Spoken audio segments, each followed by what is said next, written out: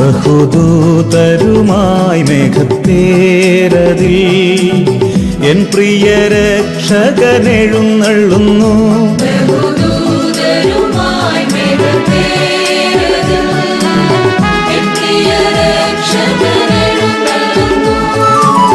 സർവമിഴികളും ദർശിച്ചിടുമാ പ്രത്യക്ഷത N യേശു വരുമ്പോൾ.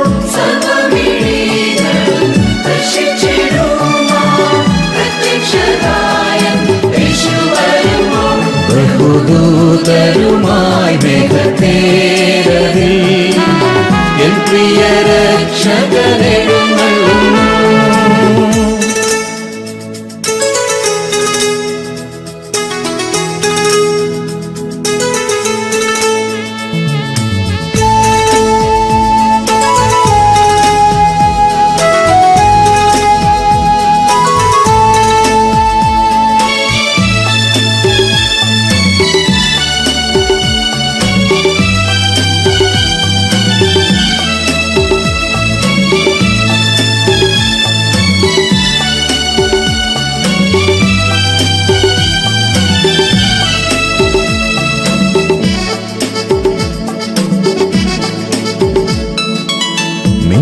പിണർ പോൽ ശോഭിക്കുമാദിനം പ്രധാന ദൂതൻ തൻ കാഹളം കേട്ടിടുമ്പോൾ.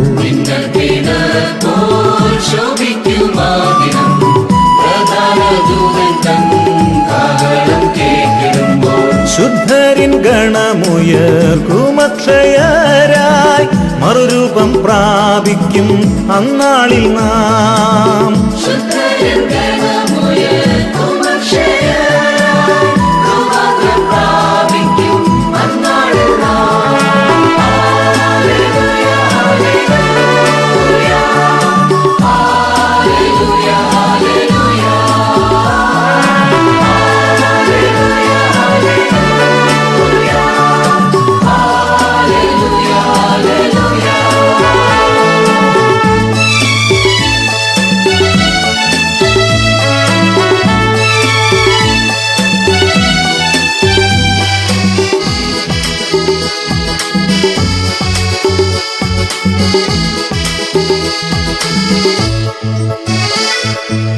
തൻ വരവിൻ ദിനം അത്ഭുതമാം ദിനം രോഗദുഃഖാദികൾ മാറിടുമാദിനം.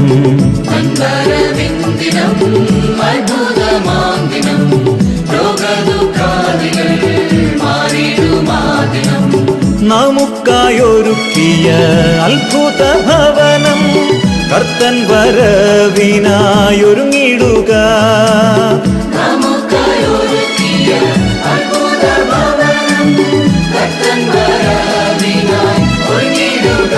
ബഹുദൂതരുമായി മേഘത്തേരതിൽ എൻ പ്രിയ രക്ഷകനെഴുന്നള്ളുന്നു.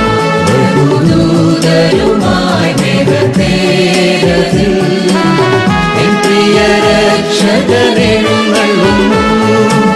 സർവമിഴികളും ദർശിച്ചിടുമാ പ്രത്യക്ഷത എൻ യേശു വരുമ്പോൾ.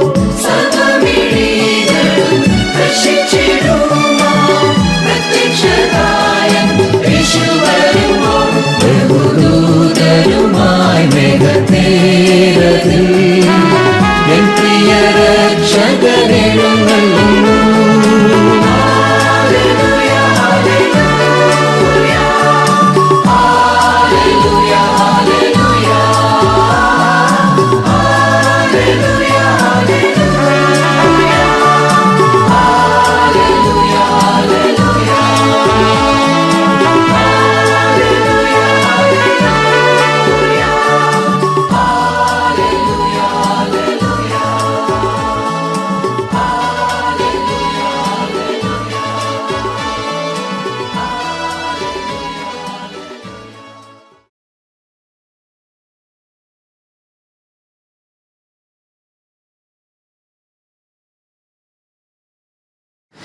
ദൈവനാമം വാഴ്ത്തപ്പെടുമാറാകട്ടെ. സങ്കീർത്തനങ്ങൾ 100-ന്റെ 1 മുതൽ 3 വരെ ഇപ്രകാരം പറയുന്നു: സകല ഭൂവാസികളുമായുള്ളവരെ യഹോവയ്ക്ക് ആർപ്പിടുവിൻ. സന്തോഷത്തോടെ യഹോവയെ സേവിപ്പിൻ. സംഗീതത്തോടെ അവൻ്റെ സന്നിധിയിൽ വരുവിൻ. യഹോവ തന്നെ ദൈവമെന്നറിവിൻ. അവൻ നമ്മെ ഉണ്ടാക്കി, നാം അവനുള്ളവർ ആകുന്നു. അവൻ്റെ ജനവും അവൻ മേയിക്കുന്ന ആടുകളും തന്നെ. ഏവർക്കും ആലപ്പുഴ പത്തനംതിട്ട സെക്ഷൻ്റെ ശബദവന്ദനങ്ങൾ നേരുന്നു. ഇന്ന് ഈ വിശുദ്ധ ദിവസത്തിൽ ശബദ് സ്കൂൾ ആരാധനയിലേക്ക് നിങ്ങളേവരെയും സ്വാഗതം ചെയ്യുന്നു. നമ്മുടെ ശബദ് സ്കൂൾ ആരാധനയുടെ ആരംഭമായി നമുക്കേവർക്കും ചേർന്ന് നമ്മുടെ സത്യപ്രതിഭ ഗാനങ്ങളിലെ 474 പാട്ട് 474 നിന്ദാനം ഞാൻ ചേരുന്നു. നമ്മളോടെല്ലാം ചേർന്ന് പാടാം. 474.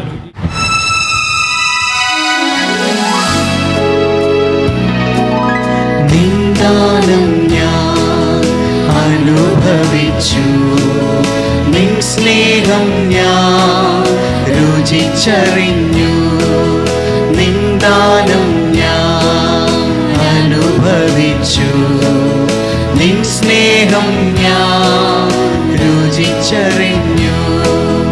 യേശുവേ എൻ ദൈവമേ, നീ എന്നും മതിയായവൻ.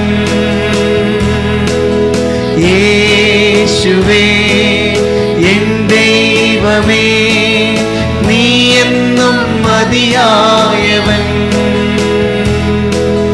നിന്ദാനം ഞാൻ അനുഭവിച്ചു, നിൻ സ്നേഹം ഞാൻ രുചിച്ചറിഞ്ഞു. നിന്ദാനം ഞാൻ അനുഭവിച്ചു, നിൻ സ്നേഹം ഞാൻ രുചിച്ചറിഞ്ഞു. യേശുവേ നീക്കു ചെയ്ത നന്മകളോർത്തിടുമ്പോ, യേശുവേ നീക്കു ചെയ്ത നന്മകളോർത്തിടുമ്പോ,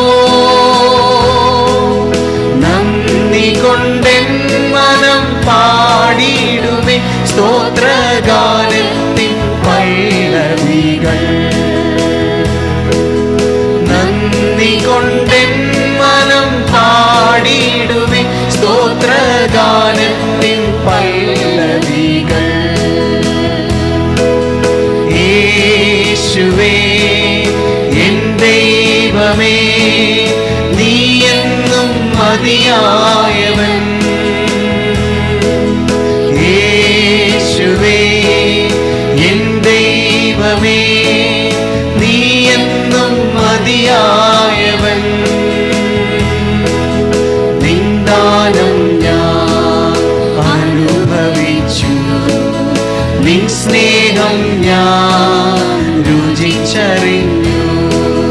നിന്ദാനം ഞാൻ അനുഭവിച്ചു, നിൻ സ്നേഹം ഞാൻ രുചിച്ചറിഞ്ഞു. ദൈവമേ നിന്റെ സ്നേഹം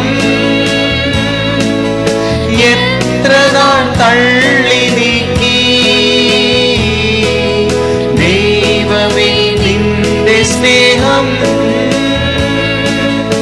എത്ര നാൾ തള്ളി നീക്കി. അന്നു ഞാൻ അന്യനാനാഥന, എന്നാലിന്നോ ഞാൻ ധന്യനായി. അന്നു ഞാൻ അന്യനാനാഥന, എന്നാലിന്നോ ഞാൻ ധന്യനായി.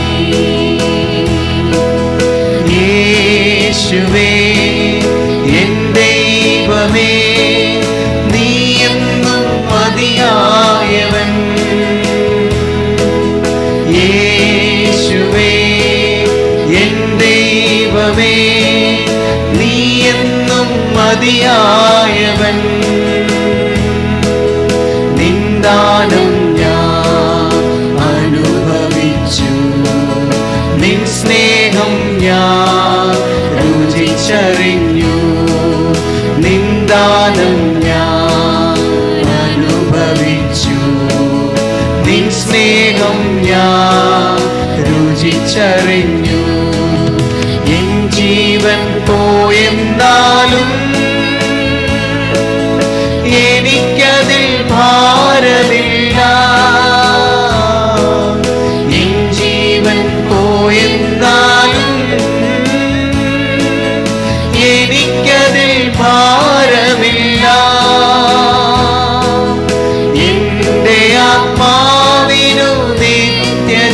ജീവൻ എന്നേശുതാനൊരുക്കിയല്ലോ.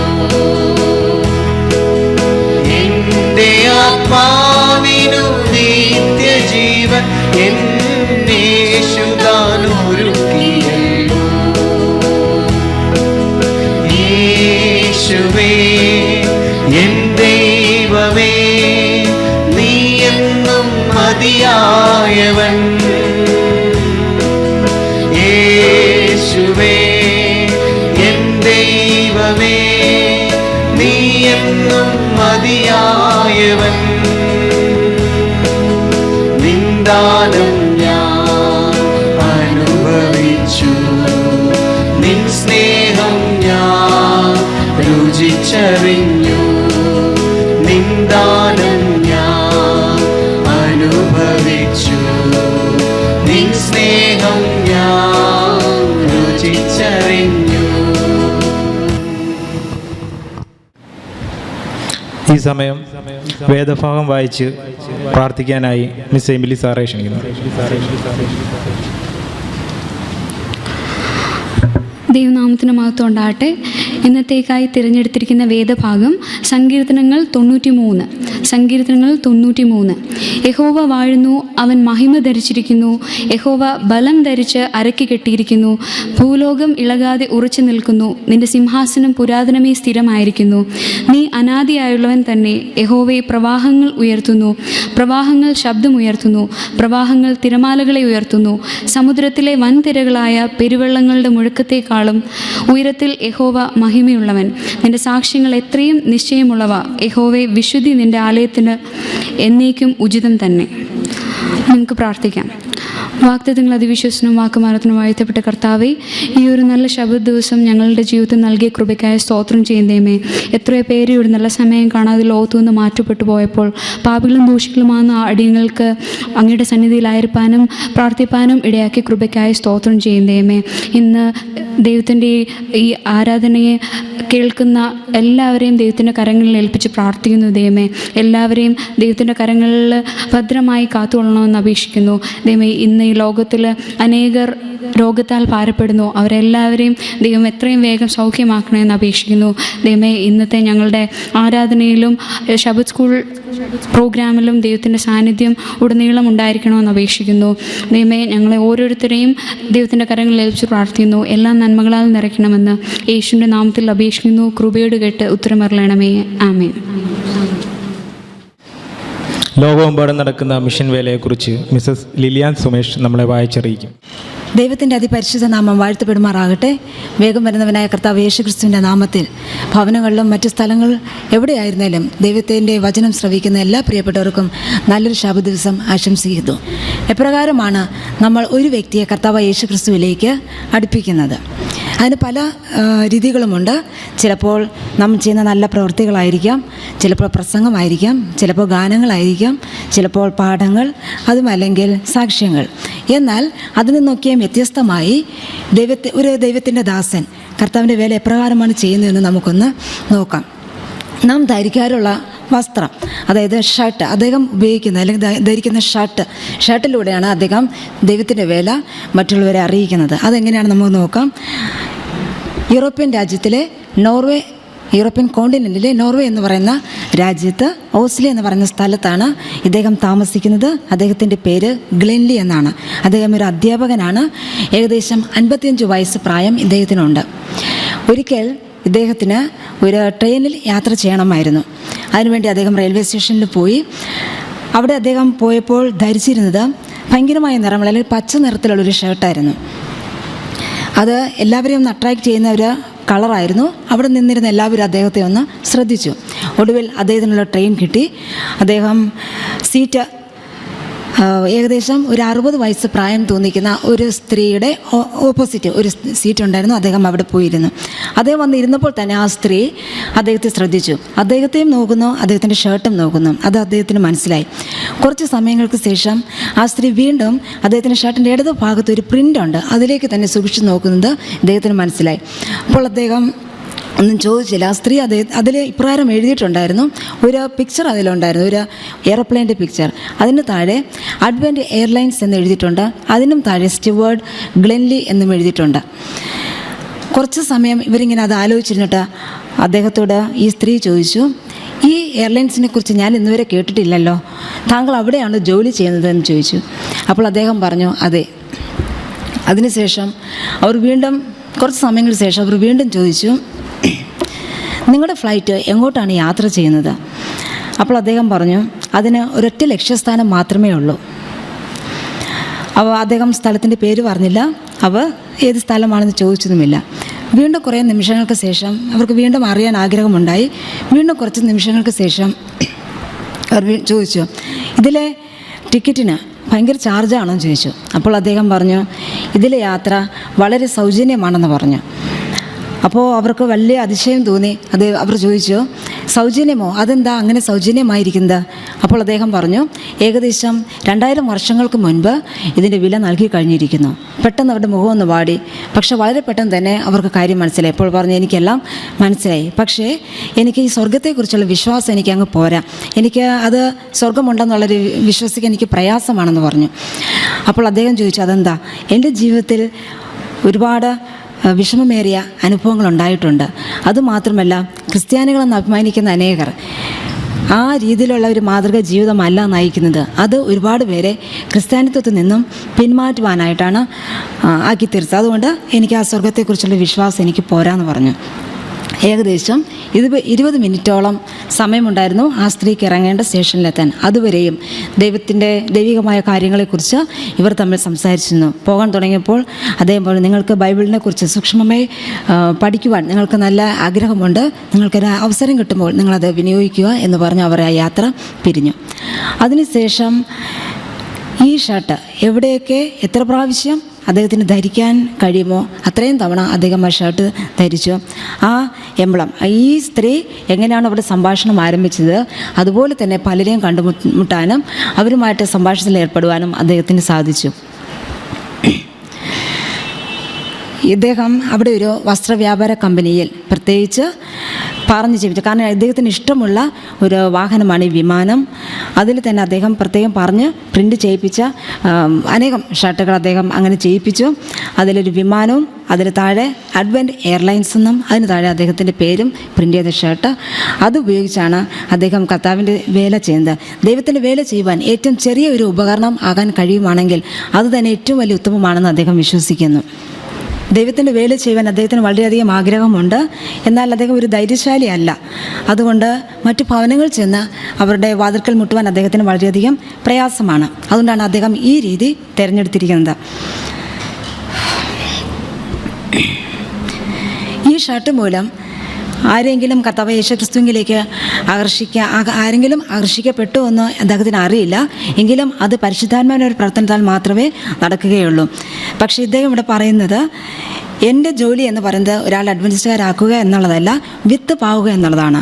അത് വളർത്തുന്നതും അതിനെ കൊയ്ത് എടുക്കുന്നതും ദൈവത്തിൻ്റെ പ്രവൃത്തിയാണ്. ദൈവത്തിൻ്റെ ഈ വേല ചെയ്യുവാൻ വളരെയധികം സന്തോഷത്തോടു കൂടിയാണ് അദ്ദേഹം ആയിരിക്കുന്നത്. ഇദ്ദേഹം നോർവേയിലെ ഓസ്ലോ എന്ന് പറയുന്ന സ്ഥലത്ത് ഓസ്റ്റ് മാർക്ക് സെവൻത് അഡ്വൻറ്റിസ്റ്റ് സ്കൂളിലെ അധ്യാപകനാണ്. അതുമാത്രമല്ല ബദേൽ സെവൻത് അഡ്വൻറ്റിസ്റ്റ് സഭയുടെ യൂത്ത് പാസ്റ്ററും കൂടിയാണ് ഇദ്ദേഹം. 2017 13-ാം വാര കാണിക്കയുടെ ഒരു ഭാഗം ഇവരുടെ ആലയത്തിൻ്റെ അടിത്തട്ടിൽ ഒരു യുവജന കേന്ദ്രം പണിയുന്നതിന് അവർക്ക് ലഭിച്ചിട്ടുണ്ട്. തുടർന്ന് ഈ ക്വാർട്ടറിലെയും കാണിക്കയ്ക്ക് വേണ്ടിയിട്ട് അവർ ആഗ്രഹിക്കുന്നു. തുടർന്ന് നമ്മുടെ പ്രാർത്ഥന അവർ ആഗ്രഹിക്കുന്നു. ദൈവം നമ്മെ ഓരോരുത്തരെയും അനുഗ്രഹിക്കുമാറാകട്ടെ. ആമേൻ. ഈ സമയം നമുക്കൊരു പ്രത്യേക ഗാനം മിസ് അന്ന വിജയിൽ നിന്നും ഒലിവയിൽ നിന്നും കേൾക്കാം.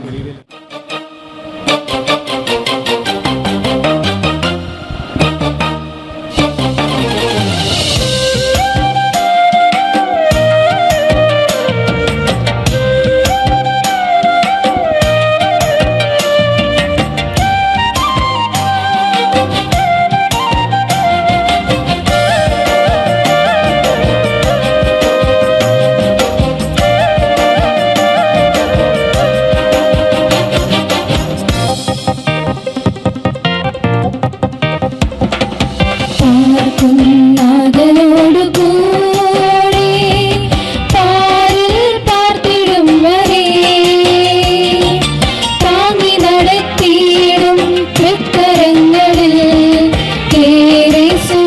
സുരക്ഷിതർ നമ്മൾ.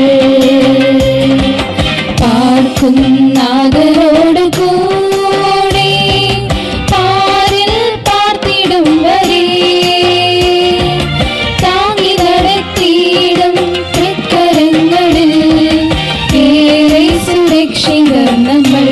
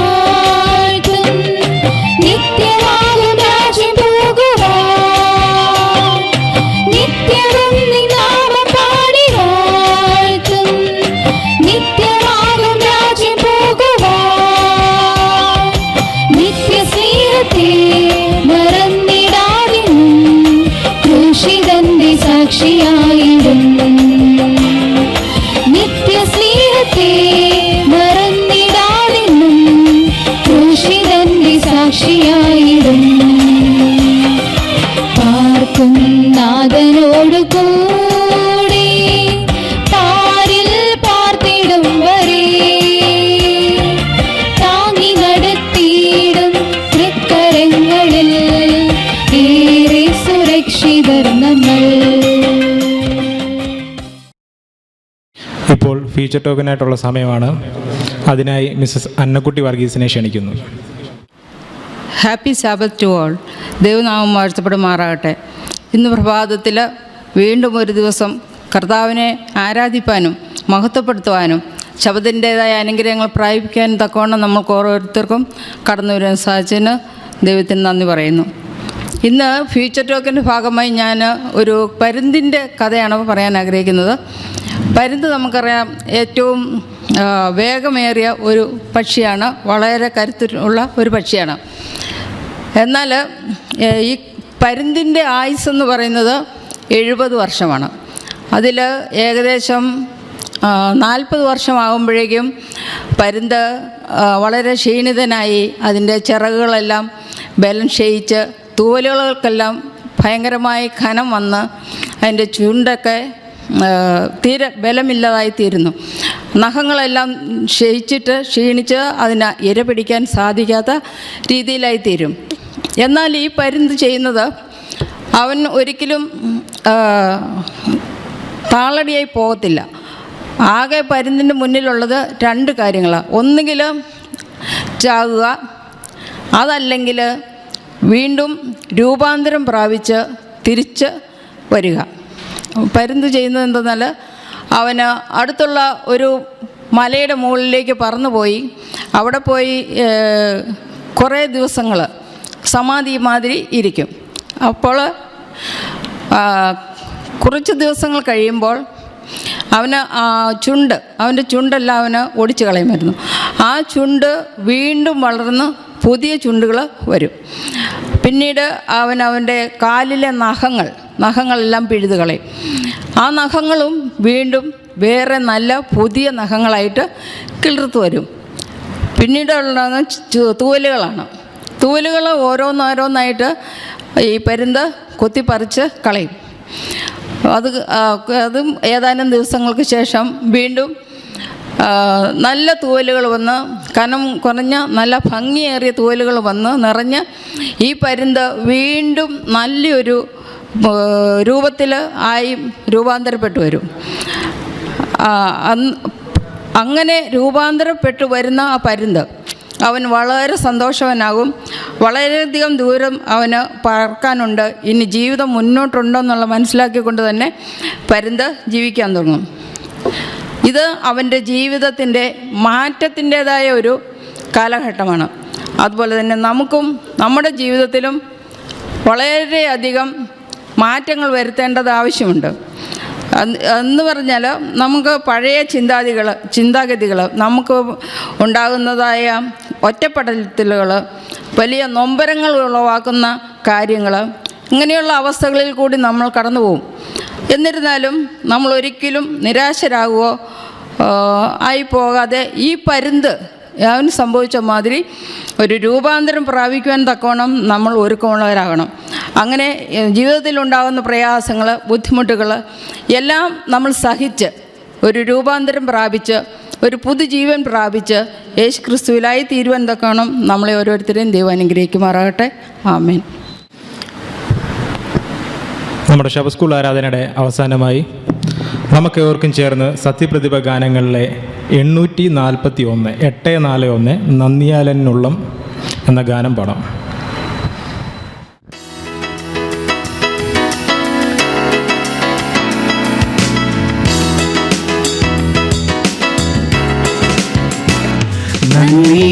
നന്ദിയാലെന്നുള്ളം പൊങ്ങുന്നേ, വല്ലഭാനിൻ സ്നേഹമോർക്കുമ്പോ വർണ്ണിച്ചിടാൻ സാധ്യമല്ലത് എൻ ജീവിതത്തിൽ ചെയ്ത ക്രിയകൾ. വർണ്ണിച്ചിടാൻ സാധ്യമല്ലത് എൻ ജീവിതത്തിൽ ചെയ്ത ക്രിയകൾ. കൊടും പാപിയായിരുന്നെന്നെ വഞ്ചേറ്റിൽ നിന്നും കയറ്റി, ക്രിസ്തുവാകും പാറമേൽ നിർത്തി, പുത്തൻ പാട്ടു എൻ്റെ നാവിൽ തന്നതാ. ക്രിസ്തുവാകും പാറമേൽ നിർത്തി, പുത്തൻ പാട്ടു എൻ്റെ നാവിൽ തന്നതാ. ഈ ലോകം താരാത്ത ശാന്തി എൻ ഹൃദയത്തെ നിറച്ച സ്നേഹം എന്നെന്നും കാത്തിടുന്നെന്നെ. നിത്യകാന്തയായി തൻ കൂടെ വാഴുവാൻ എന്നെന്നും കാത്തിടുന്നെന്നെ. നിത്യകാന്തയായി തൻ കൂടെ വാഴുവാൻ വൻശോധനാവേളയിൽ ഈ ചൂളയിൻ നടുവിൽ ചാരത്തടച്ചു രക്ഷിച്ച മമകാന്തനെ നീ സ്നേഹമോക്കും ഞാൻ. ചാരത്തടച്ചു രക്ഷിച്ച മമകാന്തനെ നീ സ്നേഹമോക്കും ഞാൻ. നന്ദിയാലെന്നുള്ളം പൊങ്ങുന്നേ, വല്ലഭാനി സ്നേഹമോക്കുമ്പോ വർണ്ണിച്ചിടാൻ സാധ്യമല്ലത് എൻ ജീവിതത്തിൽ ചെയ്ത ക്രിയകൾ. വർണ്ണിച്ചിടാൻ സാധ്യമല്ലത് എൻ ജീവിതത്തിൽ ചെയ്ത ക്രിയകൾ. ശബ സ്കൂൾ ആരാധനയുടെ അവസാനമായി നമുക്ക് പാസ്റ്റർ ലിബിൻ സെബാസ്റ്റ്യനുമായിട്ട് പ്രാർത്ഥിക്കാം. നമുക്കെല്ലാവർക്കും കണ്ണുകളെ അടച്ച് ദൈവസന്നിധിയിൽ പ്രാർത്ഥിക്കാം. ഞങ്ങളെ ഏറ്റവും അധികമായി സ്നേഹിക്കുന്ന ഞങ്ങളുടെ സ്വർഗത്തിലെ ദൈവമേ, നല്ല പ്രഭാതവേളയ്ക്കായിട്ട് ദൈവത്തിന് നന്ദി പറയുന്ന കർത്താവേ, നന്ദിയുള്ള ഹൃദയത്തോടെ പല ദേശങ്ങളിൽ പല ഭവനങ്ങളിലായിരുന്നുകൊണ്ട് ദൈവസന്നിധിയിൽ ഞങ്ങളെ ശ്രവിക്കുന്ന എല്ലാ ദൈവമക്കളെയും ക്രിസ്തുയേശുവിൻ്റെ നാമത്തിൽ സമർപ്പിക്കുന്ന കർത്താവേ, ഞങ്ങളുടെ ജീവിതത്തിൽ കഴിഞ്ഞ ഒരാഴ്ചക്കാലം നല്ലവനും വിശ്വസ്തനുമായി അങ്ങയുടെ സാന്നിധ്യവും കൃപയും ഞങ്ങളോടൊപ്പം ഉണ്ടായിരുന്നു. ഞങ്ങളായിരുന്ന സ്ഥാനത്ത് സ്വർഗത്തിലെ ദൈവം വഴി നടത്തിയവ ഞങ്ങൾക്കായിട്ട് സ്തോത്രം ചെയ്യുന്ന കർത്താവേ, ലോകത്തിൻ്റെ വിവിധ ഭാഗങ്ങളിൽ പ്രയാസത്തോടെ ബുദ്ധിമുട്ടുകളോടെ ആയിരിക്കുന്ന ദൈവ മക്കളെ ദൈവസന്നിധിയിൽ സമർപ്പിക്കുന്ന കർത്താവേ, വിശ്വസ്തനായ ദൈവം തൻ്റെ മക്കളോടൊപ്പം ഇരുന്ന് തൻ്റെ മക്കളെ വഴി നടത്തുകയും ആശ്വസിപ്പിക്കുകയും ചെയ്യുമാറാകണമേ എന്ന് പ്രാർത്ഥിക്കുന്നു. ഇന്ന് പ്രഭാതത്തിൽ ദൈവസന്നിധിയിൽ ഞങ്ങൾക്ക് നല്ല ഒരു ശബത്തിൻ്റെ അനുഭവം നൽകിയതിനായിട്ട് നന്ദി പറയുന്ന കർത്താവേ, ശാബ സ്കൂൾ ശുശ്രൂഷയിലുടനീളം അങ്ങയുടെ സാന്നിധ്യം ഞങ്ങളോടൊപ്പം ഉണ്ടായിരുന്നു. തുടർന്നും ദൈവത്തിൻ്റെ പരിപാലനത്തിൽ തുടർന്നുള്ള ശുശ്രൂഷയിൽ സ്വർഗത്തിലെ ദൈവം ഞങ്ങളെ അനുഗ്രഹിച്ച് ഞങ്ങളെ വഴി നടത്തുമാറാകണമേ എന്ന് പ്രാർത്ഥിക്കുന്നു. ഞങ്ങളെ ശ്രവിച്ചുകൊണ്ടിരിക്കുന്ന ആ ദൈവമക്കളുടെ ജീവിതത്തിൽ ഇന്ന് പ്രഭാതത്തിൽ ഈ ശുശ്രൂഷയെല്ലാം ഏറ്റവും അനുഗ്രഹപ്രദമായി സ്വർഗത്തിലെ ദൈവം മാറ്റുമാറാകണമേ എന്ന് പ്രാർത്ഥിക്കുന്നു. ദൈവം ഞങ്ങളുടെ പ്രാർത്ഥന കേട്ടതിനായി സ്തോത്രം. എല്ലാം യേശു കർത്താവിൻ്റെ നാമത്തിൽ തന്നെ ആമേൻ. ഇന്ന് പ്രഭാതത്തിൽ ഞങ്ങളെ വളരെയധികം ശ്രദ്ധയോടെ ശ്രവിക്കുകയും ദൈവസന്നിധിയിൽ ഒരുമിച്ച് നമുക്ക് ആരാധിക്കുവാനും സ്വർഗത്തിലെ ദൈവം അവസരം നൽകി. ദൈവസന്നിധിയിൽ ഞങ്ങളെ ശ്രവിച്ചുകൊണ്ടിരുന്ന എല്ലാ ശ്രോതാക്കൾക്കും ക്രിസ്തുയേശുവിൻ്റെ നാമത്തിലുള്ള നന്ദി അറിയിക്കുന്നു. തുടർന്ന് നാം ദൈവവചനത്തിന് മുമ്പാകെ പഠിക്കുവാൻ കടന്നു പോകുന്നു. ഇന്ന് പ്രഭാതത്തിൽ നമ്മുടെ ലെസൺ നമ്മുടെ മധ്യത്തിൽ എടുക്കുന്നത് ഡോക്ടർ ശോശാമ ഫിലിപ്പ് അവറുകളാണ്. ഇതിലേക്കായി പ്രിയ മിസ്സിനെ ദൈവനാമത്തിൽ ക്ഷണിക്കുന്നു. ദൈവം നമ്മളെ ഒരുമിച്ച് ഇന്ന് പ്രഭാതത്തിൽ അനുഗ്രഹിക്കട്ടെ. ആമേൻ.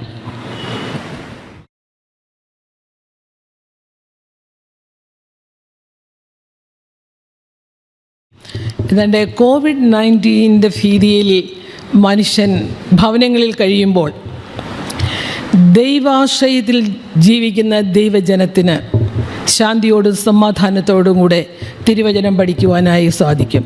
അതുതന്നെ ദൈവത്തിൻ്റെ വലിയൊരു അനുഗ്രഹമാണ്. തിരുവചനം പഠിക്കുന്നതിലേക്ക് കടന്നു വന്ന എല്ലാ ദൈവമക്കളെയും ഞാൻ ദൈവത്തിൻ്റെ നിസ്തുല നാമത്തിൽ ഹൃദ്യമായി സ്വാഗതം ചെയ്യുന്നു. ഒരു വാക്ക് പ്രാർത്ഥിക്കാം.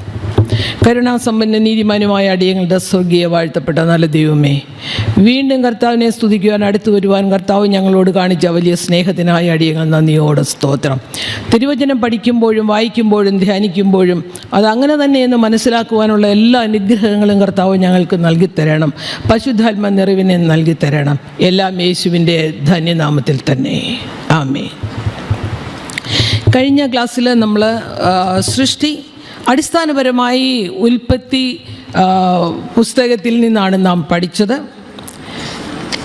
ഇത് ഇന്നത്തെ അവസ്ഥ ദൈവജനത്തിന് പഠിക്കുവാനോ ആരാധനയ്ക്ക് പോകുവാനോ കഴിയാത്തത് സാത്താൻ്റെ ഏറ്റവും വലിയൊരു പ്രശ്നം, സാത്താൻ സൃഷ്ടിച്ചൊരു വലിയ പ്രശ്നമാണ്. സാത്താൻ ഏറ്റവും ഇഷ്ടം ദൈവജനത്തെ ദൈവത്തിലുള്ള ആശ്രയത്തിൽ നിന്നും വേർപിരിക്കുക എന്നുള്ളതാണ്. അങ്ങനെ തന്നെയാണ് ദേവാലയങ്ങൾ തുറക്കാതിരുന്ന ഈ സമയത്ത്.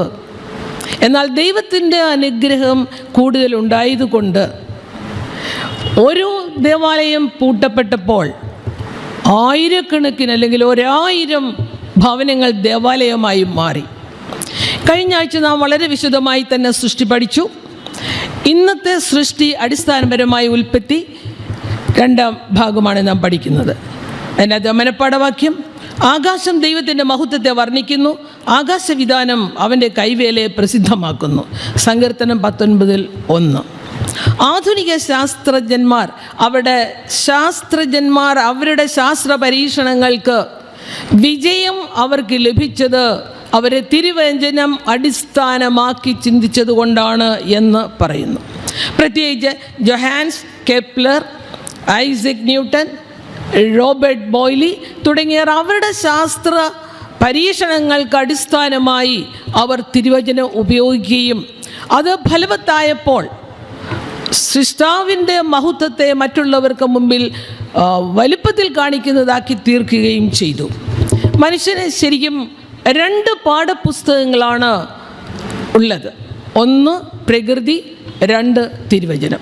പ്രകൃതിയുമായി ബന്ധപ്പെട്ട് നാം പഠിക്കുമ്പോൾ, സൃഷ്ടാവായ ദൈവത്തെ ചൂണ്ടിക്കാണിക്കുമ്പോൾ തിരുവചനത്തിൽ വീണ്ടെടുപ്പുകാരനായ ദൈവത്തെ പ്രതിനിധാനം ചെയ്യുന്നു. 19-ാം സങ്കീർത്തനം 1-ാം വാക്യം. അവിടെ എന്താണ് നാം വാസ്തവത്തിൽ കാണുന്നത്? ദൈവത്തിൻ്റെ സൃഷ്ടി വൈചിത്ര്യത്തിൻ്റെ വലിപ്പവും മഹത്വവും മനസ്സിലാക്കാൻ നാം ആകാശത്തിലേക്ക് നോക്കണം എന്നാണ് പറയുക. അനന്തവിഹായസിൽ എണ്ണമറ്റ തട്ടുകൾ ഉണ്ട് എന്ന് ഇന്ന് ശാസ്ത്രജ്ഞന്മാർ അവർ പറയുന്നത് ദൈവത്തിൻ്റെ സൃഷ്ടിയിൽ ഉണ്ടായത് ആണ് എന്ന് ശാസ്ത്രജ്ഞന്മാർക്ക് മനസ്സിലാക്കുവാൻ കഴിഞ്ഞു. എന്നാൽ 19-ാം നൂറ്റാണ്ടിൽ ഫ്രഞ്ച് വിപ്ലവത്തിൻ്റെ ശേഷം ചാൾസ് ഡാർവിൻ്റെ സിദ്ധാന്തത്തോട്, പരിണാമ സിദ്ധാന്തത്തോട് മനുഷ്യന് ആഭിമുഖ്യമുണ്ടാകുകയും ബൈബിൾ അല്ലെങ്കിൽ തിരുവചനം വായിക്കുന്നതിൽ നിന്നും പഠിക്കുന്നതിൽ നിന്നും മനുഷ്യർ അകന്നു പോകുകയും ചെയ്തു. എന്താണ് ഈ പരിണാമ സിദ്ധാന്തം? ഭൂമിയുടെ ആരംഭത്തിൽ അല്ലെങ്കിൽ നൂറ്റാണ്ടുകൾക്ക്, സഹസ്രാബ്ദങ്ങൾക്ക് മുമ്പ് അല്ലെങ്കിൽ അനാദിയായ കാലം മുതൽ അന്ന് ഏതോ ഒരു അണു ഉണ്ടായി, അണുവിന് പരിണാമം സംഭവിച്ച് ഇന്ന് ലോകത്ത് കാണുന്ന മനുഷ്യവർഗം ഉൾപ്പെടെയുള്ളവർ അങ്ങനെ ഈ ഭൂമുഖത്ത് പ്രത്യക്ഷപ്പെട്ടതാണ് എന്നാണ് പരിണാമ സിദ്ധാന്തം പറയുന്നത്. ഇത് ദൈവ സൃഷ്ടിപ്പിന് തുരങ്കം വെക്കുന്ന സാത്താൻ്റെ ഏറ്റവും വലിയ ആയുധം. എന്ന് വെച്ചാൽ ഉൽപ്പത്തി പുസ്തകത്തിൻ്റെ ആധികാരികതയെ ചോദ്യം ചെയ്യുന്നത്. പുരാതന കാലത്ത് ഭൂമി പരന്നതാണെന്നാണ് മനുഷ്യൻ വിശ്വസിച്ചിരുന്നത്. ഏതാണ്ട് BC 500-ൽ പൈത്തഗോറസ് ഭൂമി പരന്നതല്ല, ഭൂമി ഉരുണ്ടതാണ് എന്ന് പറഞ്ഞു. BC 500-നും 450-നും ഇടയ്ക്ക് അനക്സോഗോറസ് ഭൂമി ഉരുണ്ടതാണെന്ന് പറഞ്ഞു. BC 350-ൽ അരിസ്റ്റോട്ടിൽ പറഞ്ഞു ഭൂമി ഉരുണ്ടതാണെന്ന്. എന്നാൽ BC 1480-നും 1460-നും ഇടയിൽ യോബിൻ്റെ പുസ്തകത്തിൽ മോശ രേഖപ്പെടുത്തി. ജോബ് 26:7 ഉത്തരദിക്കിനെ അവൻ ശൂന്യത്തിന്മേൽ വിരിക്കുന്നു, ഭൂമിയെ നാസ്തിത്വത്തിന്മേൽ തൂക്കുന്നു. നൂറ്റാണ്ടുകൾക്ക് മുമ്പ് ജീവിച്ചിരുന്ന മനുഷ്യർക്ക് അല്ലെങ്കിൽ ശാസ്ത്രജ്ഞന്മാരുള്ള ഉൾപ്പെടെയുള്ള മനുഷ്യർക്ക് അത് മനസ്സിലായില്ല. ജോബിൽ കൂടി മോശ ഇത് വെളിപ്പെടുത്തുന്നു. പൗരാണിക കാലത്ത് മനുഷ്യർ അല്ലെങ്കിൽ പ്രത്യേകിച്ച് ഏൻഷ്യൻ്റ് ഗ്രീക്സ്, റോമക്കാരൊക്കെ വിശ്വസിച്ചിരുന്നത് അവരുടെ ദേവനായ അപ്പോളോ ദേവൻ്റെ തോളിലാണ് ഈ ഭൂമി ചുമക്കപ്പെട്ടത്. ഒരു തോളിൽ നിന്നും മറ്റേ തോളിലേക്ക് കഴിക്കുമ്പോൾ എടുത്തു വെക്കുമ്പോഴാണ് ഭൂമികുലുക്കം ഉണ്ടാകുന്നത്. എന്നാൽ അനന്തമായ വിഹായസിൽ അതിവേഗം പായുകയും കറങ്ങുകയും ചെയ്തുകൊണ്ടിരിക്കുന്ന ഭൂമി ഉൾപ്പെടെ കോടാനുകോടി ഗോളങ്ങൾ പരസ്പരാകർഷണം മൂലം ദൈവം അവയെ അതതിൻ്റെ സ്ഥാനത്ത് നിർത്തിയിരിക്കുന്നു എന്നുള്ളത് എത്രയോ അത്ഭുതകരമായ കാര്യമാണ്. യെശയ്യാവ് 40:21-22 ഇങ്ങനെ വായിക്കുന്നു: ഭൂമിയുടെ അടിസ്ഥാനങ്ങൾ നിങ്ങൾ ഗ്രഹിച്ചിട്ടില്ലയോ? അവൻ ആകാശത്തെ ഒരു തിരശീല പോലെ നിവർക്കുന്നു, പാർപ്പാൻ ഉള്ള ഒരു കൂടാരത്തെ പോലെ അവൻ അതിനെ വിരിക്കുന്നു എന്ന് പറയുന്നു. എന്ന് വെച്ചാൽ അതിൻ്റെ ഉരുണ്ട അവസ്ഥയും അതുപോലെ തന്നെ അതിൻ്റെ പരന്ന അവസ്ഥയും മനുഷ്യന് മനസ്സിലാക്കത്തക്ക രീതിയിൽ സംഖ്യാതീതമായ വാനഗോളങ്ങളെ നിർമ്മിച്ച് അവയെ അതതിൻ്റെ സഞ്ചാരപഥത്തിൽ കൂടി സഞ്ചാരപഥത്തിൽ അതിനെ നടക്കുക അല്ലെങ്കിൽ പോകുവാൻ അനുവദിക്കുകയും സൂക്ഷ്മമായി അതിൻ്റെ എണ്ണം അറിയുന്നവനും കർത്താവായ ദൈവം മാത്രമാണ്. പുരാതന ഈജിപ്തിൽ അവർ വിശ്വസിച്ചിരുന്നതും അവരുടെ ഇതിഹാസങ്ങളിലൊക്കെ രേഖപ്പെടുത്തപ്പെട്ടതുമാണ് സൃഷ്ടിപ്പിനെക്കുറിച്ചും പ്രളയത്തെക്കുറിച്ചും. എന്നാൽ അവരുടെ ഏറ്റവും പ്രധാനപ്പെട്ട ഇതിഹാസമായ ഹാസിസ് എന്ന ഇതിഹാസത്തിൽ ബൈബിളിലെ സൃഷ്ടിപ്പിന് സമാനമായി എഴുതപ്പെട്ടിട്ടുണ്ട് ഭൂമി ദൈവത്താൽ സൃഷ്ടിക്കപ്പെട്ടതാണ് എന്ന്. ഉൽപ്പത്തി 1-2 അധ്യായങ്ങളിൽ സൃഷ്ടിപ്പ് അതിൻ്റെ എല്ലാ മനോഹാരിതയോടും കൂടെയാണ് വെളിപ്പെടുത്തപ്പെട്ടിരിക്കുന്നത്. ശരിക്കും എങ്ങനെയാണ് ഈ ഭൂമി സൃഷ്ടിക്കപ്പെട്ടത്? ചരിത്രാതീത കാലത്ത് ദൈവം ആദ്യം ഭൂമിയെ ഒന്നുമില്ലായ്മയിൽ നിന്ന് സൃഷ്ടിച്ചു. കഴിഞ്ഞ ആഴ്ച നാം പഠിച്ചു. മാത്രമല്ല, ജനിച്ച കാലം മുതൽ നമ്മൾ ഉൽപ്പത്തി മുതൽ പഠിക്കുന്നുണ്ട്. ആദിയിൽ ദൈവം ആകാശവും ഭൂമിയെ സൃഷ്ടിച്ചു, ആദാമിനെ സൃഷ്ടിച്ചു എന്നൊക്കെ നമ്മൾ കേട്ടിട്ടുണ്ട്. 1-ാം ദിവസം ദൈവം വെളിച്ചത്തെ സൃഷ്ടിച്ചു. 2-ാം ദിവസം ദൈവം ആകാശം സൃഷ്ടിച്ചു. 3-ാം ദിവസം ഉണങ്ങിയ നിലമായ ഭൂമിയെയും സമുദ്രത്തെയും സസ്യങ്ങളെയും അതത് വിത്തുള്ള ഫലം കായ്ക്കുന്ന മരങ്ങളെയും ഒക്കെ ദൈവം സൃഷ്ടിച്ചു. 4-ാം ദിവസം പകലും രാവും തമ്മിൽ വേർതിരിച്ചറിയുന്നതിന് സൂര്യനെയും ചന്ദ്രനെയും കോടാനുകോടി നക്ഷത്രങ്ങളെയും സൃഷ്ടിച്ചു. 5-ാം ദിവസം ജലജന്തുക്കളെയും ആകാശത്തിൽ പറവകളെയും ഇഴജാതികളെയും കാട്ടുമൃഗങ്ങളെയും ദൈവം സൃഷ്ടിച്ചു. ഇതൊക്കെ എങ്ങനെയാണ് സൃഷ്ടിക്കപ്പെട്ടത്?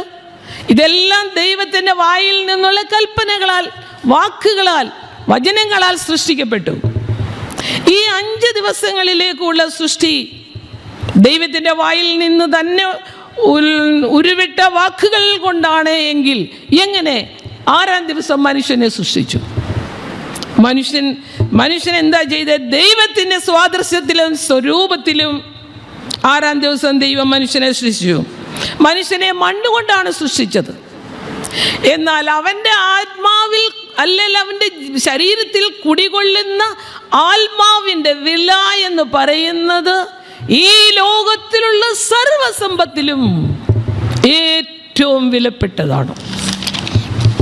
ഉൽപ്പത്തി 1:14 മുതൽ 19 വരെ എന്താണ് വിവരിക്കപ്പെടുന്നത്? ശരിക്കും ആകാശവിധാനത്തിലെ മഹാത്ഭുതങ്ങളാണ് അവിടെ വിവരിക്കപ്പെടുന്നത്.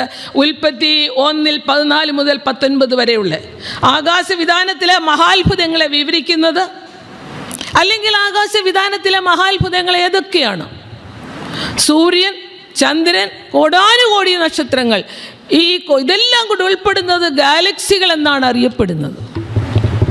ശരിക്കും ഒരു ഗാലക്സിയിൽ കുറഞ്ഞത് 2 ലക്ഷം കോടി നക്ഷത്രങ്ങൾ ഉൾപ്പെട്ടിരിക്കുന്നു എന്ന് പറയുന്നു.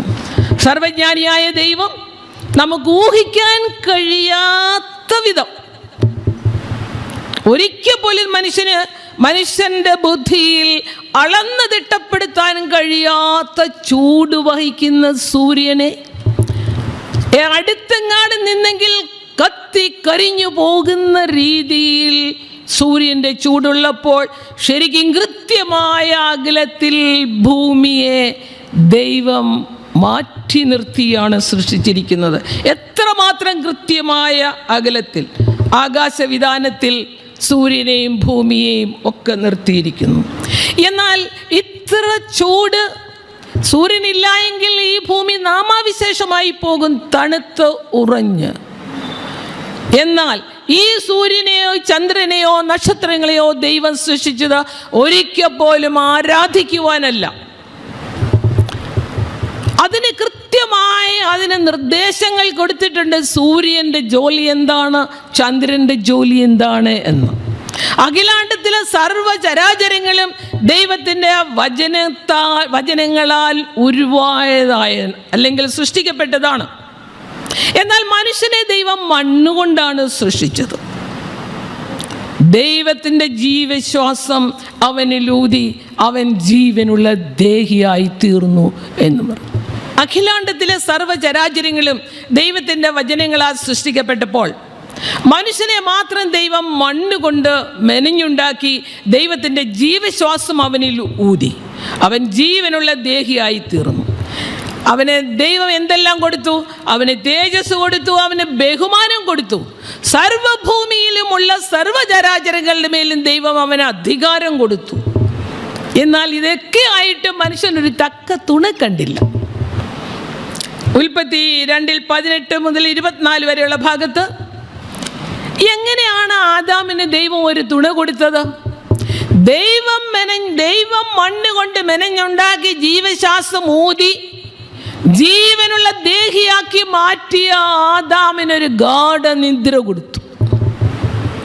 എന്നിട്ട് അവൻ്റെ വാരിയലിൽ ഒരെണ്ണം ഊരിയെടുത്ത് അവിടെ മാംസമൊക്കെ പിടിപ്പിച്ചതിന് ശേഷം ഈ അസ്ഥിയെ ഒരു സ്ത്രീയാക്കി ആദാമിൻ്റെ മുമ്പിൽ കൊണ്ടു നിർത്തി. ആദാം അന്നേരം എന്താ പറഞ്ഞതെന്നറിയോ?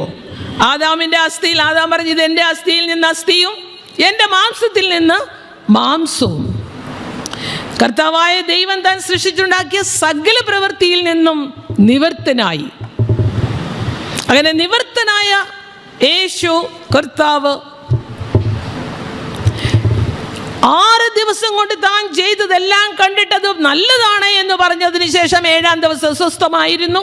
ആ 7-ാം ദിവസത്തെ ശുദ്ധീകരിച്ച് അനുഗ്രഹിച്ച് ആരാധനയ്ക്കായി നീക്കി വെച്ചു കൊടുത്തു. എന്നാൽ ഹവ്വായിയുടെ അനുസരണക്കേടിനാൽ മാത്രമല്ല ആദാമിനും കൂടെ പങ്കാളിത്തം ഉണ്ടായിരുന്നത് കൊണ്ട് അവർ രണ്ടുപേരും പാപികളായി തീർന്നു. കാലാന്തരത്തിൽ വന്ന തലമുറ സൃഷ്ടാവിനെ മറന്ന് അവർ വിഗ്രഹാരാധനയിലേക്ക് പോയി. ഉൽപ്പത്തി 5-ാം അധ്യായവും 11-ാം അധ്യായവും ആദാം മുതലുള്ള വംശാവലി അവിടെ പറയുന്നുണ്ട്. കാലഗണന വംശാവലിയിൽ പാരമ്പര്യ വിവരങ്ങൾ പറയുന്നുണ്ട്, സമയപരിധി പറയുന്നുണ്ട്. ആദാം ക്രിസ്തുവിൻ്റെ പ്രതിരൂപമായിരുന്നു. ശരിക്കും പുരുഷനും സ്ത്രീക്കും കൂടി ദൈവം ആദാം എന്നാ പേരിട്ടെ. അത് ദൈവത്തിൻ്റെ പ്രതിരൂപമായിട്ട് തന്നെയായിരുന്നേ. അതിനുശേഷം ഹവ്വയെ വേർപെടുത്തിയെടുക്കുക ചെയ്തത്. ഇന്നുമൊക്കെ അങ്ങനെയൊക്കെ തന്നെയാണ്. വിവാഹിതയായ ഒരു സ്ത്രീ പുരുഷൻ്റെ പേരിനാലാണ് അറിയപ്പെടുന്നത്. മിസ്സസ് വർഗീസ്, കറക്റ്റ് അല്ലേ? ശരിക്കും അങ്ങനെയാണ് ഇന്ന്. അല്ലെങ്കിൽ മിസ്സസ് വർഗീസ് അല്ലെങ്കിൽ മിസ്സസ് തോമസ് എന്നൊക്കെയാണ് അറിയപ്പെടുന്നത്. ശരിക്കും ദൈവത്തിൻ്റെ സാദൃശ്യത്തിലും സ്വരൂപത്തിലുമാണ് ആദാം സൃഷ്ടിക്കപ്പെട്ടത്. പക്ഷേ ശേത്ത് ജനിച്ചത് ദൈവത്തിൻ്റെ സാദൃശ്യത്തിലോ സ്വരൂപത്തിലോ അല്ല. പകരം പാപത്തിന് വിധേയനായ ആദാമിൻ്റെ സ്വരൂപത്തിലും സാദൃശ്യത്തിലുമാണ് ജനിച്ചത്. എന്ന് വെച്ചാൽ യേശുക്രിസ്തുവിന് അല്ലെങ്കിൽ ദൈവത്തിൻ്റെ തേജസ്സാർന്ന സാദൃശ്യമില്ല എന്ന്. മനുഷ്യവർഗം എണ്ണത്തിൽ പെരുകിയപ്പോൾ ചെറിയൊരു കൂട്ടം മാത്രമേ ദൈവത്തോട് വിശ്വസ്തത പുലർത്തിയുള്ളൂ. 5-ാം അധ്യായത്തിൽ രേഖപ്പെടുത്തിയിട്ടുണ്ട്. ആദാം മുതൽ നോഹ വരെയുള്ള വംശപാരമ്പര്യം രേഖപ്പെടുത്തിയപ്പോൾ ശരിക്കും ആദാം, ഷേത്ത്, ഏനേഷ്, ഖേനാൻ, ഹാനോക്ക്, മെഥുശലം, പിന്നെ നോഹ. നമ്മളൊന്ന് എണ്ണി നോക്കുവാണെങ്കിൽ 10 പേര് മാത്രമേ കാലക്രമത്തിൽ ജനസഞ്ചയം ഉണ്ടായപ്പോൾ ദൈവത്തോട് വിശ്വസ്തത പുലർത്തിയിരുന്നുള്ളൂ. ലോകത്തിലെ ജനസഞ്ചയം വിഗ്രഹാരാധനയിലേക്ക് കടന്നപ്പോൾ ദൈവം അവരുടെ ഇടയിൽ നിന്ന് അബ്രഹാമിനെ വിളിച്ചിറക്കി. തുടർന്ന് ഇസ്രായേലിനെ ദൈവജനമാക്കി തീർത്തു. അവരിൽ നിന്നാണ് ദൈവത്തിൻ്റെ എല്ലാ വെളിപ്പാടുകളും ഈവൻ ക്രിസ്തുവും ഉണ്ടായത്. ഈ മണ്ണുകൊണ്ട് മെനഞ്ഞ് ആദാമിനെ ഉണ്ടാക്കി, ഭാര്യയൂരി ഹവ്വയെ ഉണ്ടാക്കി. ഇവരെ രണ്ടുപേരെ എവിടെയാണ് പാർപ്പിച്ചത്? അവിടെ ഉൽപ്പത്തിയിൽ പറയുന്നത്, യഹോവയായ ദൈവം കിഴക്ക് ഏദനിലൊരു തോട്ടം ഉണ്ടാക്കി ദൈവം സൃഷ്ടിച്ച ആദാമിനെ ഹവ്വയെയും അവിടെ ആക്കി. എന്താണ് ഏദൻ തോട്ടത്തിൻ്റെ പ്രത്യേകത? അവിടെ 2 വിശിഷ്ട മരങ്ങളുണ്ട്. ഏതൊക്കെയാണ്?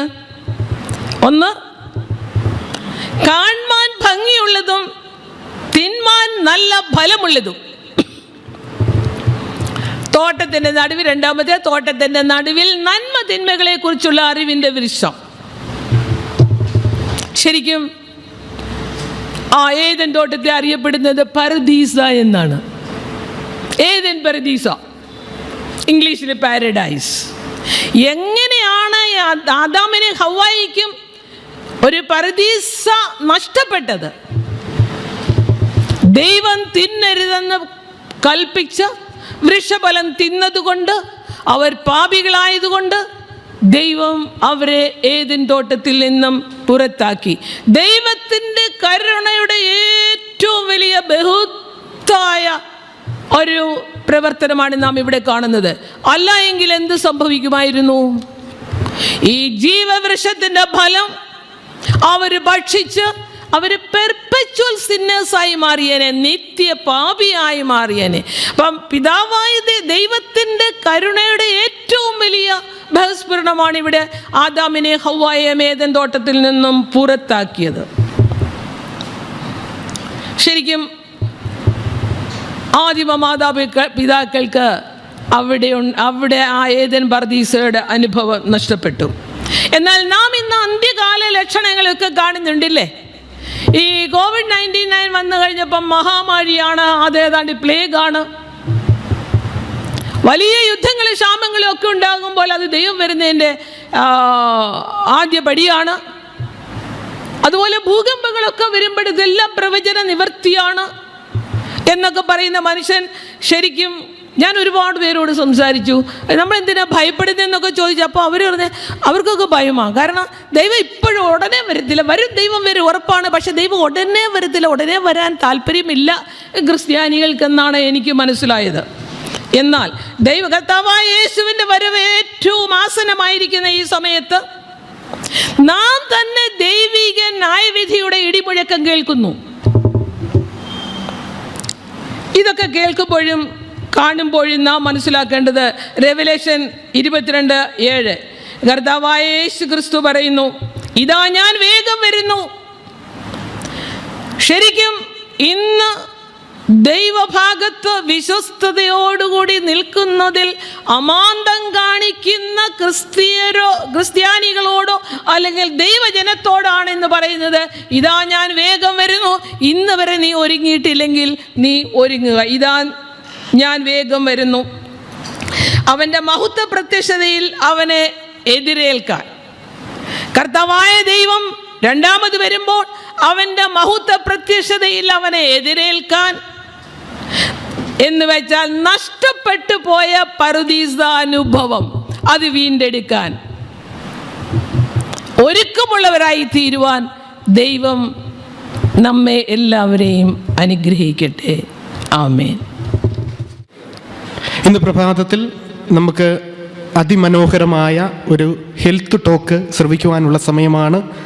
നമ്മുടെ ജീവിത ശൈലി എങ്ങനെയായിരിക്കണമെന്നും ദൈവം നമ്മളെ ആഗ്രഹിക്കുന്നത് എപ്രകാരമാണ് എന്നും ഡോക്ടർ ഡെന്നീസ് ഇന്ന് പ്രഭാതത്തിൽ നമ്മളോട് സംസാരിക്കുന്നതായിരിക്കും. ഇതിലേക്കായി കർത്താവിൻ്റെ ദാസനെ ദൈവനാമത്തിൽ ക്ഷണിക്കുന്നു. ദൈവം നമ്മളെ അനുഗ്രഹിക്കട്ടെ. ആമേൻ. Suppose we purchase the car of our dreams, say a Benz, Audi or a Jaguar. How well will we care for it? Will we use the cheapest fuel? How often will we do a maintenance check on it? We will look after it really well, isn't it? What about our human bodies? Isn't it more beautiful, more complex than an automobile? How much more should we look after it and care for it? Our loving Creator has created us so perfectly. In Psalm 8:5 it says that we have been created just a little lower than the angels. And the Hebrew meaning for angels translate directly into Elohim, that means God Himself. So we have been created just a little lower than God Himself. Isn't that such a beautiful blessing? The reason behind this is because He wants us to care for our bodies so that we be stewards not only of our spiritual bodies but also our physical bodies. God wanted us to be like Him. That was His original plan. But because of sin, we have been degraded physically, spiritually and morally. Today, I'm going to be talking to you about a diet for a lifetime. Obviously, we cannot eat our way into heaven, but because of our poor eating habits, we cannot achieve the purpose God has planned for us. Say, for example, you and I get a common cold, a fever or a headache. How does that influence our day-to-day activities? It puts a pause on us. We aren't able to perform our day-to-day activities the way we regularly do. We may be spending more time resting, but little time in prayer, in Bible study, in witnessing, etc. What if you and I are deceased for the rest of our lives with diabetes, hypertension, obesity, or the other metabolic diseases which have affected mankind? It imposes a restriction on us. We are at subpar with what we are capable to do. What is a simple food plan, but yet with adequate nutrition? We need to eat well, we need to eat young. Don't wait for us to mature after 40 or 50 years to get the right food in our diet. No, it's a very bad habit to wait for an elderly age to start eating right. There are 4 basic health foods. 1. Cereals and grains. 2. Fruits and vegetables. 3. Legumes, nuts and seeds. And 4. Fats, oils, sweets and salts. This is a basic classification of health foods. Cereals and grains constitute our staple diet, which constitutes rice, wheat, ragi, etc. These are the basic foods we eat on a day-to-day basis. Fruits and vegetables, we all know, it is rich in phytochemicals, antioxidants and a lot of vitamins and minerals. These are healthy foods which consumed on a daily basis will improve our overall health. Legumes, nuts and seeds, some examples are beans, peas. Examples of nuts are almonds, cashew, peanuts, pistachio, badam, etc. Even this needs to be consumed on a daily basis. It's recommended that at least 30 grams of nuts is taken every day. The 4th category, fats, oils, sweets and salts, are required in a very small measure on a day-to-day basis. Fats, especially saturated fats, if consumed in heavy amounts, which is found in a non-vegetarian diet or bakery items, it is going to cause a lot of health damage to us. So oils, sweets, salts and fats should be consumed in a very small portion on a day-to-day basis. What are the advantages of a vegetarian diet?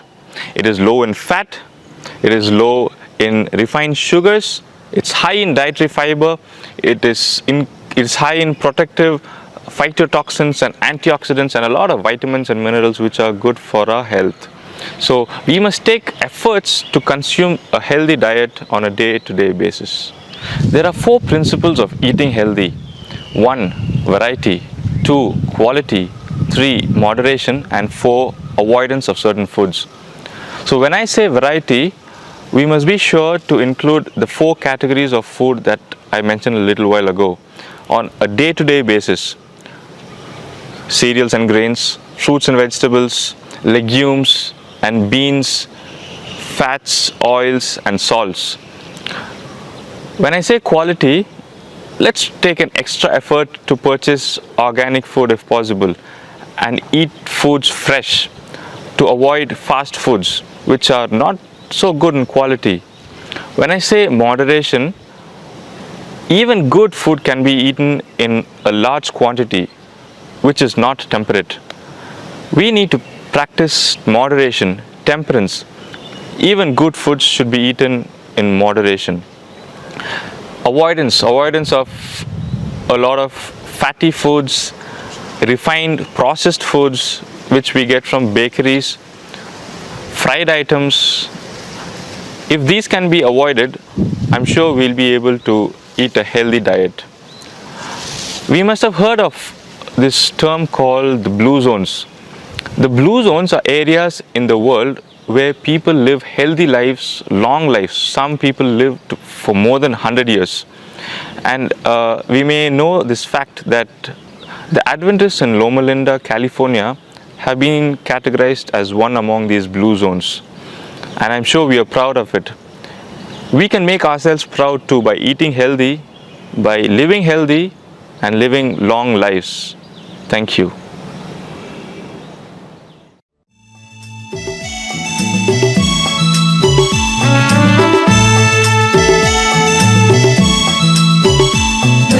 ദൂതരുമായി മെഴുകേറും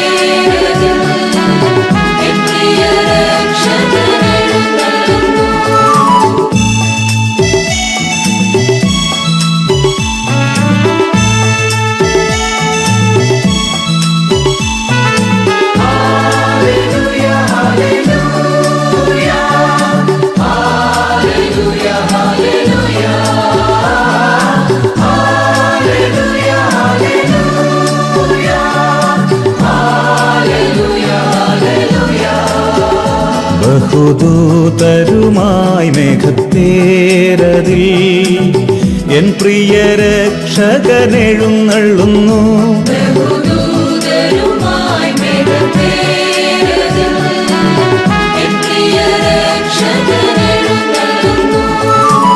സർവമിഴികളും ദർശിച്ചിടുമാ പ്രത്യക്ഷതയൻ യേശു വരുമ്പോൾ.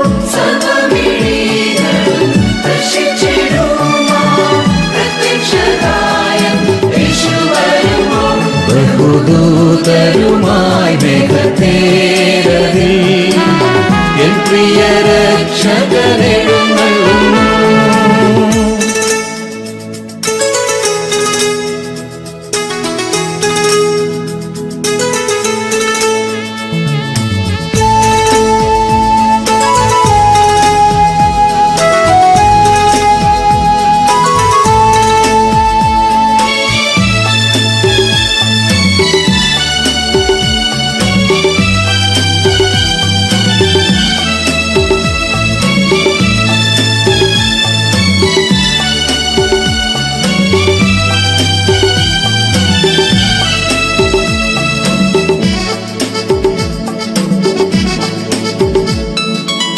മിന്നൽ പിണർ പോൽ ശോഭിക്കുമാദിനം പ്രധാന ദൂതൻ തൻ കാഹളം കേട്ടിടുമ്പോൾ.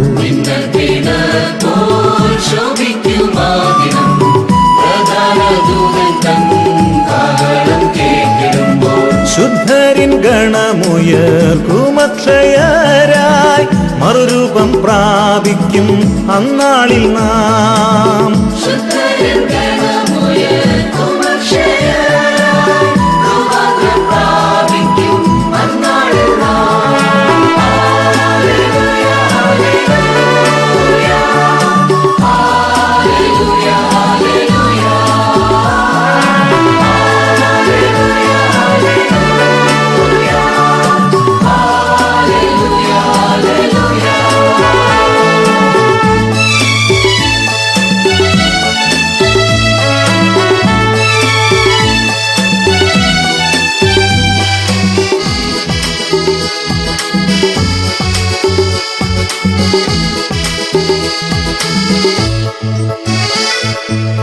തൻ വരവിൻ ദിനം അത്ഭുതമാം ദിനം രോഗദുഃഖാദികൾ മാറിടുമാദിനം.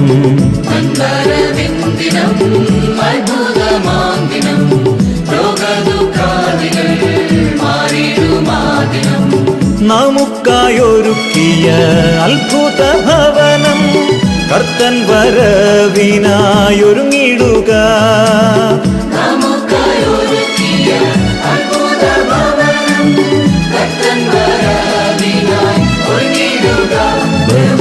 ബഹുദൂതരുമായി മേഘത്തേരതിൽ എൻ പ്രിയ രക്ഷകനെഴുന്നള്ളുന്നു. ബഹുദൂതരുമായി മേഘത്തേരതിൽ എൻ പ്രിയ രക്ഷകനെഴുന്നള്ളുന്നു. സർവമിഴികളും ദർശിച്ചിടുമാ പ്രത്യക്ഷതയൻ യേശു വരും.